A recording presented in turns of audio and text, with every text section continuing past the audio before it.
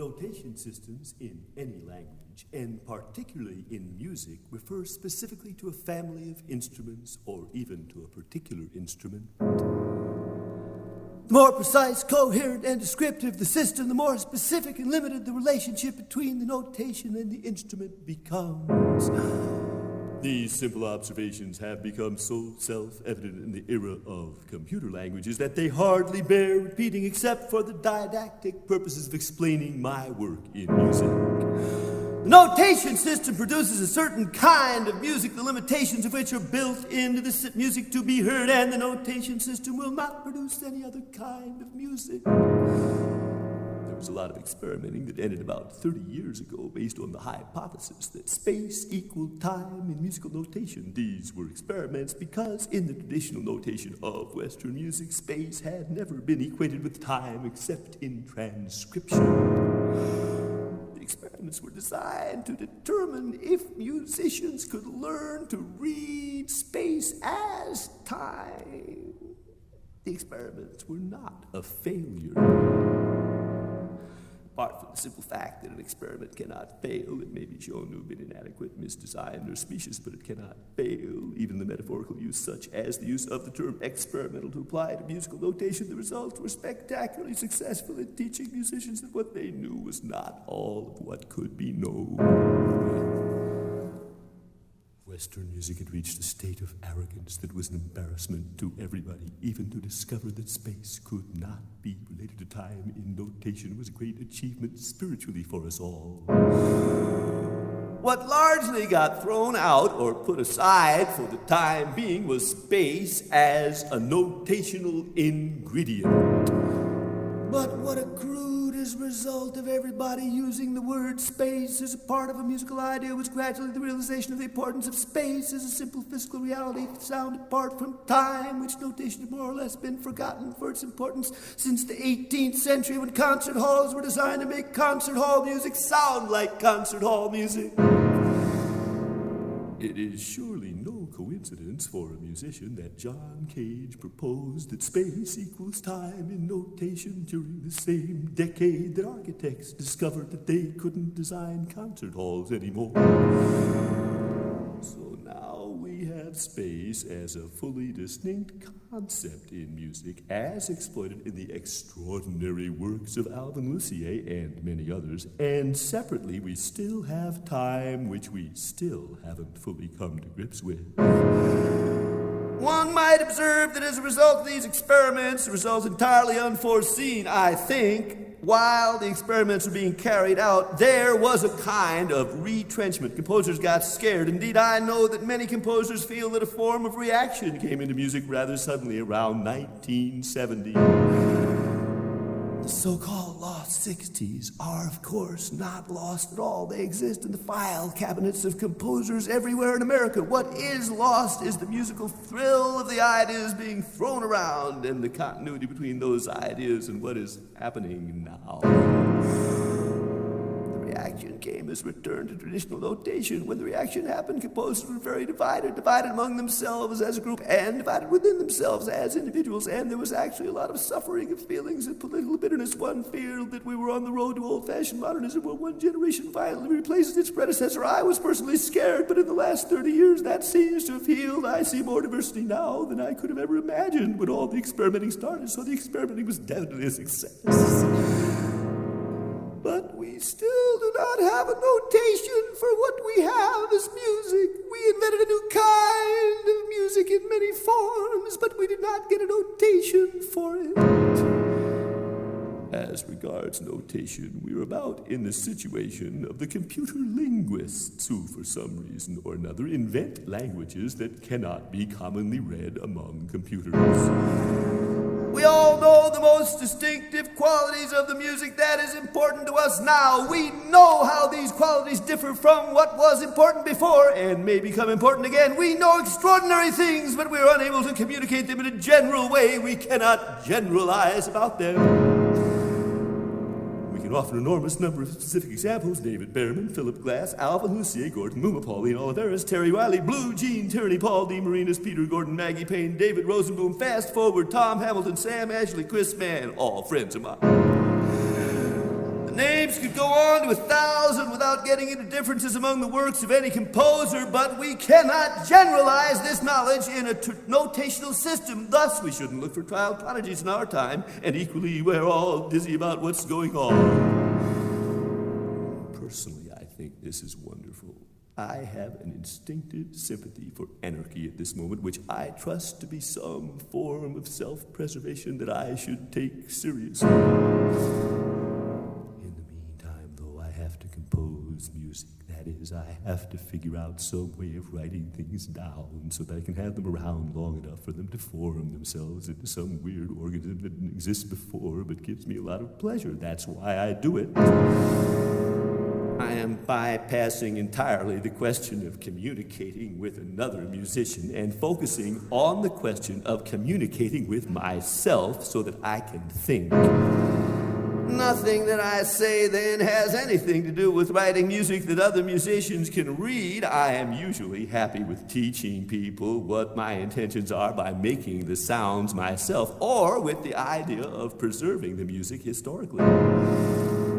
I think that I am being honest to say that I am not interested in sounds that I will not be able to hear because I will not be around, or with the idea of contributing a model for other composers. And I will try to say as simply as I can how I write music. So this is where it gets boring because it's just about me. I write words like these. I write notes to myself about how these words are to sound. I write words until there is a story. I write opera, period. Problem starts in how to make sounds out of words. My attention shifted strongly about 30 years ago to a barely recognized resolve to get words into music in a way that pleased me. Musical fact was that I liked all kinds of new music that was just instrumental, but when I heard the use of words in my own work and other work, I didn't like it very much. This way of saying it makes the feeling sound more hostile than it was. I am just trying to explain how I discovered this need in myself, why the sudden shift was strong and the resolve barely recognized at the same time, and why I have not been able since to let go. I haven't written many purely instrumental works in the past 20 years. Some instrumental works have been recorded that were intended to be heard in the presence of voices, but were not. They were composed to be able to stand alone as a kind of code, but that is hard to explain. The technical problem, as every composer knows, is that as a result of electronic amplification, the sound of speech has gotten much faster. We're able to get to the point of the sound word much quicker than in the past, and we are increasingly impatient with the tempo of meaning that was designed to be heard in huge or small acoustical chambers. Good side is the sound of speech lends itself to an enormous range of speeds, and even better, almost everybody speaks, as opposed to playing the flute, for instance, so we are definitely deeply into the vernacular. I am trying not to make a distinction yet between speech and singing. Practical result is that now increasingly we are able to teach ourselves and other people to make sounds out of words that are very exciting musically and that we don't have a way of writing down on paper. I read about 30 years ago in the newspaper that Bell Labs had officially given up on the possibility of speech synthesis. Research was being discontinued for the time being. Even if this news was a military intelligence ploy, lie. One's first reaction was, well, it's about time. Note this is spoken sotto voce. Who needs talking machines when there's so much to be said among humans and there is so little time? So let's just think of speech for a moment as very fast singing, or more generally, very fast music. Let us appreciate the sound of the flute for its natural speed, the sound of the piano for its natural speed, the sound of the synthesizer, etc., and the sound of speech for its natural speed. Imagine hearing that sound, just a sound divorceable from meaning, but more agreeable and thrilling when not divorced from meaning. Forgive for a moment whether that sound can reach the heights of late Beethoven or Bud Powell. Be generous. Just think of the sound of speech in its abundant manifestations and be content that the pleasure of hearing those sounds has been given to you. Then examine the speech carefully with your ears as though you were a composer of music, and note the great similarities to every one of the formal aspects of music that we so cherish, its variety of pitch, inflection, dynamic range, information rate, everything else.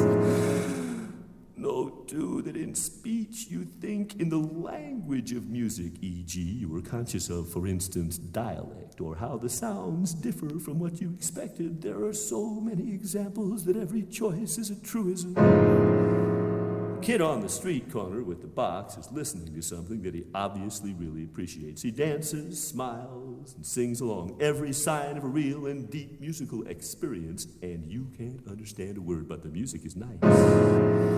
You talk to somebody from another dialect and you can't keep your mind away from the pure musicality. A madman on the street rants to himself and you experience music.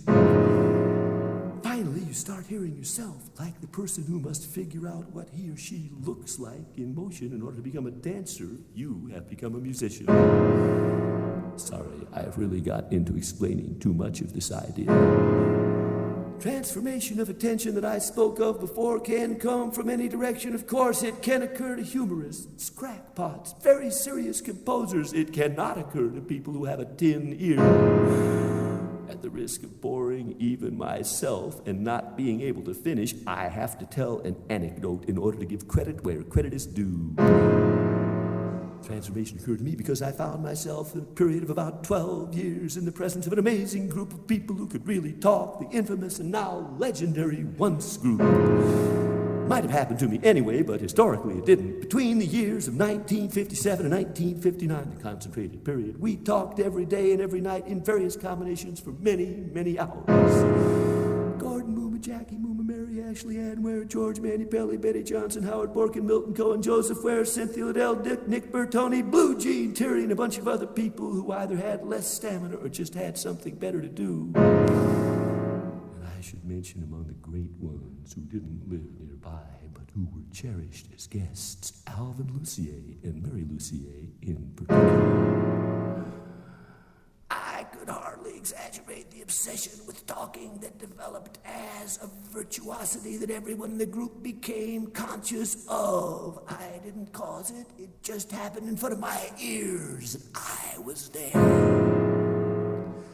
Luckily, unlike many bands that break up after the first successful concert or rehearsal because everybody in the band thinks that he or she alone got the key and something has to be done about it quick, nobody in this group was particularly interested in exploiting the mutual musical experience because everybody had something else more important to do. So it was just pure fun. And as one result of the pure fun, the ongoing of it became extremely sophisticated. The Once Group could do solos of any length, the most amazing dialogues, and finally, preferably all at the same time. Because so few of them were affected by musicalism as a profession, there was incredibly few affectations of style. Joe Ware, for a while, tried a kind of stuttering, but everybody made so much fun of that bad idea that he stopped. The emphasis was on ensemble sound and ultimately on speed. The whole thing sounds sort of sentimental now to think of it, but in truth I have found very few people since Bill Farley, Sam Ashley, Jacqueline Hubbard come to mind, who have thrilled me so much with the sound they make when they talk. It sounds like singing to me, and of course Jackie and Sam sing too. A transitional anecdote is that one day I talked to Ann Ware for 14 hours straight. Mostly she talked and I listened. I noticed that around the 7th hour, she repeated verbatim a very long idea that she had said hours earlier. This is a transition in that what developed in the Once Group technique could easily reproduce what might be called ranting, but without any of the fear that comes when you suspect that the person you are listening to is out of control. The legendary Once Group learned to make the sound of ranting simply as one part of a huge vocabulary of sounds and a huge repertory of performance pieces. Eventually, we broke up. I'm not sure what the other people in the group took from the experience except the joy, but for me, as a musician, I was permanently changed. I had finally found what music is for me. I rested for a few years. I really needed it. And then I realized I was a new man. And like the old joke, like the new man in the old joke about the man who stopped drinking and became a new man only to discover that the new man wanted to drink, I picked up right from where they had left off. I didn't have the Once Group, but I had the idea.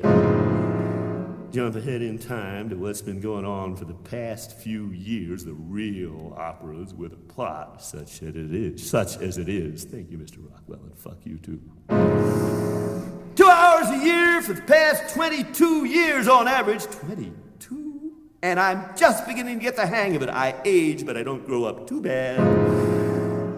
I got the technique of these pieces through a fascination with involuntary speech. I mean specifically the speech of people who are, for worldly purposes, out of control and doing it only for themselves. It happens all the time.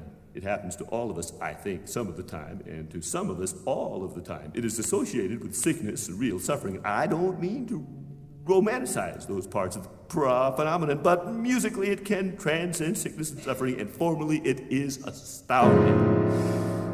I watched the tendency in myself. I studied. I watched it in other people. I thought about it as music, thanks to what I'd learned from the once group. It is the one thing that the once group did not do, because it is impossible to fake. The ear is so untrickable in certain things.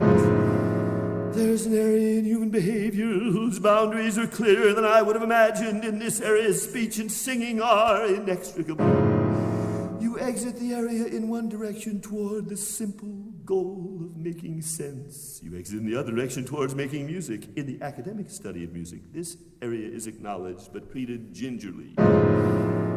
In the mythology of music as a sublime human activity, the mysterious area is more highly and honestly regarded. Its importance is fully understood, even if the mapping is not complete. In involuntary speech, the speaker is solely concerned with how effectively what is intended as meaning comes out as sound. This involves not only moving words around in their order as in literature, but also moving sounds around as in music.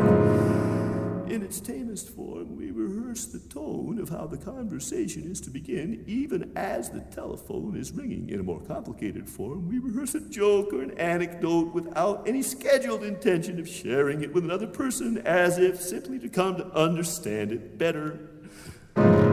Plot thickens when we start explaining our motives to ourselves with an honesty that can never be shared with another person. In the extreme, we stop hiding this amazing urgency to make sounds. Then the sounds take you away. A structural analysis of involuntary speech would produce a thick book that with a slight change of jargon could be mistaken for a book on music theory. To take a simple example, in involuntary speech, there are no rules about efficiency, no rules about wasting other people's time in repeating yourself. Repeating yourself is the essence of the activity, to do it often enough until the effect has been accomplished, as in music. Another part of involuntary speech, very important, is that the action and its motives are simultaneous. It is entirely unpremeditated. It cannot be rehearsed. It is without caution or discretion.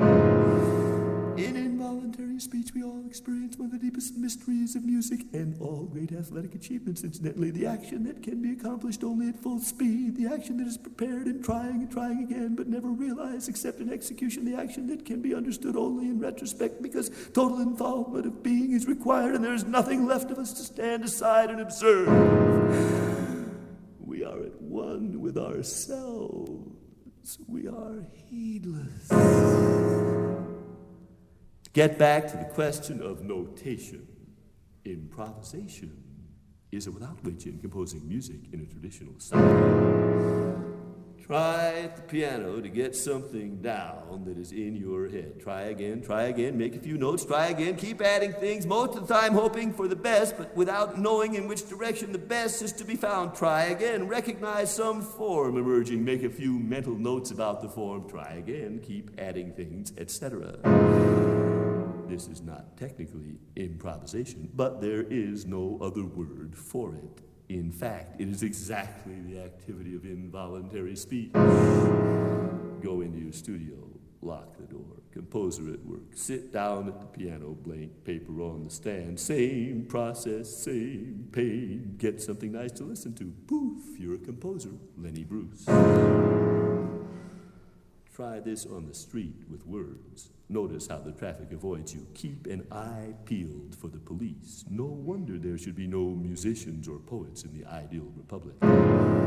Difference is those pencil marks on paper are your excuse. Problem is those pencil marks on paper are musical notes, and sometimes musical notes just won't do. Another kind of composing is to make a plan and stick to it. Stick to it is the important part. I mean a plan that instructs the performers but doesn't control the piece, doesn't control what the listener will hear. Some composers are very fond of this approach because the plan can seem so beautiful. I have tried it a few times myself, but my imagination gets away from me. I have performers out in the desert, miles apart, with dozens of automobile horns each and some sort of keyboard that can handle the high amperage of the car horns, each performer making up patterns that are a kind of message to the other players miles away and who can barely hear the signal and who are making messages themselves. This is a violation of the environment. My imagination gets away from me. Miles and miles of desert are violated by the sound of hundreds of car horns miles and miles apart. Very beautiful to the listener, probably hard on the lizards and insects and birds and mammals who were presumably happy before the music started. But it is a plan, and were I of that persuasion now, I would stick to it. This kind of composing has a name, but I have forgotten what it is because it doesn't lend itself to telling a story. Sorry, I got off the track. Scene 2, go into your studio, lock the door, composer at work, slump around the studio, muttering things to yourself. Make yourself a drink, make yourself another drink, let the words come out, let the story come out, let the sounds come out. Who's running this show anyway? Finally, something begins to emerge. Makes sense. It's a different idea at the moment. Make a few mental notes about the form. Try again. Keep adding things, etc. It is the activity of involuntary speech. It is the activity of composing as we know it. Same as in social speaking. You are talking to someone about something. You open your mouth and something comes out. You are as surprised at the meaning as is the other person. If the meaning is not what you hoped for, what would convince, what would make you sound intelligent, what would make you sound interesting, socially, you revise immediately. Try again. Among the great speakers, lawyers in front of a jury, preachers in front of a congregation, success is called genius. Some have it, some don't. Of course, there are guidelines. What you are talking about, away from about, just won't do. Statement: the role of the United States government in support of the arts is pathetic and primitive. Response: the ermine is a very dirty animal. In itself, it is a precious bedsheet, but it has no change of linen. It does its laundry with its tongue. This just won't do. The surrealists were onto something. Finally, then, same process, same pain. There is the text or libretto for the opera. It is a song. It has many voices or characters. The room is filled with people all singing beautifully. You are technically insane, but that's okay. The door is locked. The composer at work now. What? Pitch range is typically an octave. Who knows why? The rhythm is beyond the capacities of notation. Actually, it's not. But if you take the pains to try it, two things happen. One, you distort the rhythm and try to make it fit. You distort it because the conventions of rhythmic notation make you think it is what it is not. You want to make it readable. Strong habits, thinking, eating, drinking, smoking, are not to be changed without extensive rehabilitation, which at the moment you don't have time for. And who would help? Who would you turn to? The League for Composers? You revert to the iron rule of intelligibility. You exit the mysterious area where speech and singing are inextricable in the wrong direction. You have given up on music in favor of speech. You should go into politics where the speech is written, rewritten, agreed upon, memorized, read from the teleprompter. Pitch range and pitch speed are a problem solvable above in electronics, but not solvable in the habits of the listener. We are used to imitations of the pitch change of speech at very slow down rates. Starting with Monteverdi, they say the Europeans began imitating the pitch change of speech at a slow down rate because the pitch change of speech was so beautiful and because otherwise it could not or would not be heard. Note that here we have a sociological problem, the rich and the poor, etc. Note, too, that British music hall pitch change never slow down, and the British still like it. Note, too, that musicology, to the contrary, Monteverdi, is always played at half speed. Historically, then, the musical potential of half speed became a big deal. Put aside intelligibility, put aside urgency of plot, put in embellishment, put in Maria Callas and Patsy Cline and Billie Holiday. They must have listened to each other's records with admiration. Put in Elvis and Lennon. Put in everything we know up to the recent African-American thing where nobody understands the words except after many hearings, the African-Americans. But it doesn't work for me. I love all the above, maybe more than you do, but the ideas are not discursive. The ideas are symbolical. She's got a ticket to ride the whole song, and there is only one character, so you can't enact a story. It can be told, Dylan, if the listener has the patience, but there are no characters on stage. It is a wonderful form. Actually, the characters blossom in your imagination, but there are too few of them to satisfy one's imagination of the moment when one's life is changed. So pop music is not opera. It is too short and the characters are too few. Put aside the Irish and Jewish newcomers, Broadway musical parody of America, really intelligible. Straight ahead parody of the American dream. Comedy, Lloyd Webber, it'll be around forever. I don't like the howling. I don't like the vibrato. I prefer the old Saturday Night Live.